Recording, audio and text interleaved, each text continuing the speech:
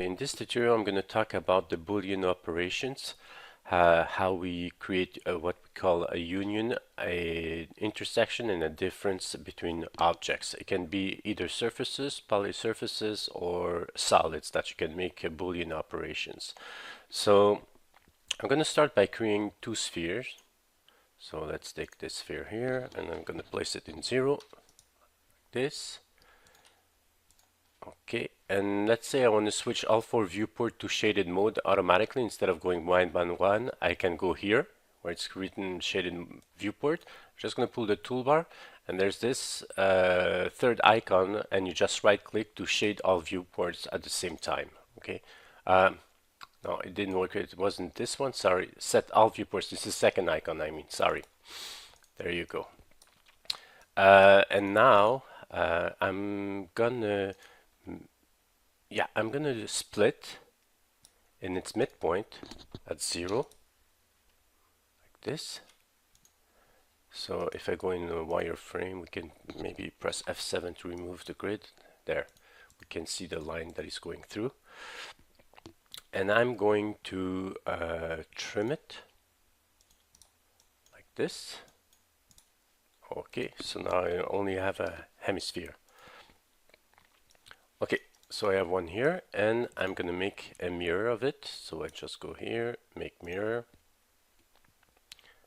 and draw my axis.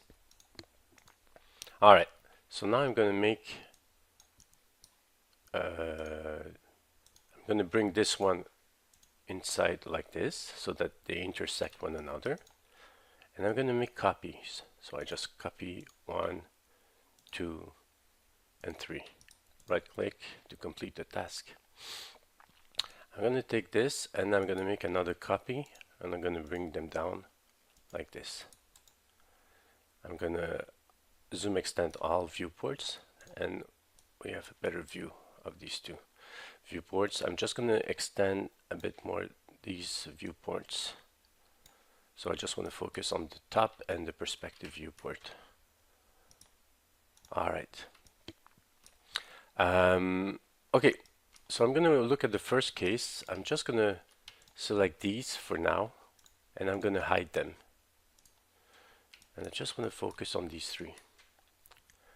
So to make a Boolean union, basically it's this icon here. I can extend it, and you've got these three icons that you can use. Okay, Boolean union, Boolean difference, and Boolean intersection. So if I do the first one, I select this and this, enter, and you've got what you expect, a union between the two. Okay, so it joins these two surfaces together. If I do a difference this time, so I do this, enter, minus this, enter, and you've got this result. Okay, so that was a difference. And if I want to do an intersection, I select this, enter, and this, enter again, and you get this result. Okay, obviously it's the intersection between the two surfaces, and you get the resultant. Here you saw the difference between the first one and the second one, and in the first case it was a union of 1 and 2. So that was pretty straightforward. But watch what happens if I flip my normals. So in one of the videos I was talking about having the normals flipped in one direction.